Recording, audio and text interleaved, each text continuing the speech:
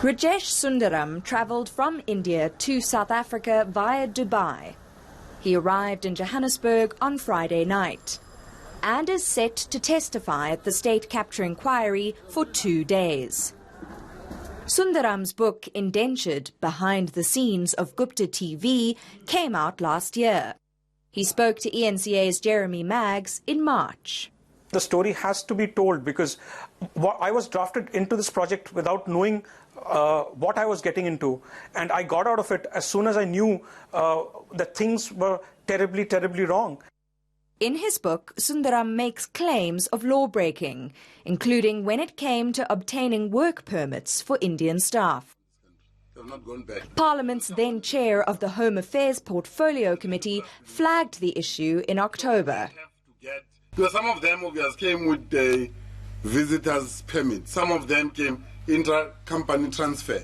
It was just chaos, mismanagement and corruption, nothing else. Fraud and corruption. This is what we're dealing with here.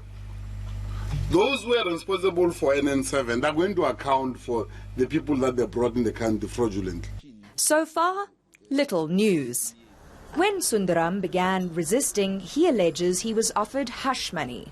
I remember a conversation that I had with Mr. Nazim Hoa, where he said that I just needed to take my salary, not listen to what was happening, not see what was happening, and not say whatever I wanted to do. I'm not that kind of an editor. He's accused Atul Gupta of being a bully, who insisted processes that would normally take a month be completed in a day. They had Duduzani Zuma, who was one of the shareholders in this, and they had a commitment from the president to get revenues from the various ministries and departments. That was the reason why they were rushing in. You can expect Sundaram to name the likes of former President Jacob Zuma, also his son, the Gupta brothers, Hawa and Mzwanele Manyi.